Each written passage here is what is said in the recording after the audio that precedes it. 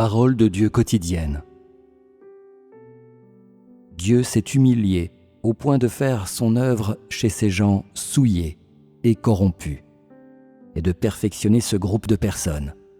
Dieu ne s'est pas seulement fait chair pour vivre et manger avec les gens, pour paître les gens, pour pourvoir les gens de ce dont ils ont besoin.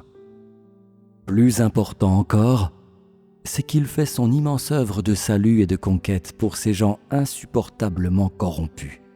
Il est venu au cœur du grand dragon rouge pour sauver ces personnes les plus corrompues, afin que toute personne puisse être changée et renouvelée.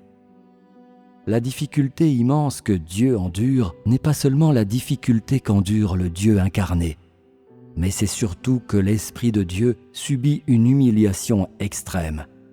Il s'humilie et se dissimule tellement qu'il devient une personne ordinaire. Dieu s'est incarné et a pris la forme de la chair afin que les gens voient qu'il a une vie humaine normale et qu'il a des besoins humains normaux. C'est suffisant pour prouver que Dieu s'est considérablement humilié. L'Esprit de Dieu se réalise dans la chair. Son esprit est si sublime et grand, mais il prend la forme d'un être humain ordinaire, d'un être humain négligeable pour accomplir l'œuvre de son esprit. Le calibre, la perspicacité, le sens, l'humanité et la vie de chacun d'entre vous montrent que vous êtes vraiment indigne d'accepter ce genre d'œuvre de Dieu.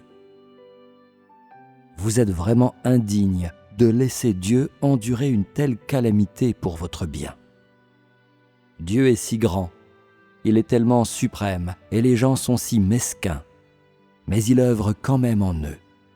Non seulement il s'est fait chair pour pourvoir aux besoins des gens, pour parler aux gens, mais il cohabite même avec des gens. Dieu est si humble, si aimable,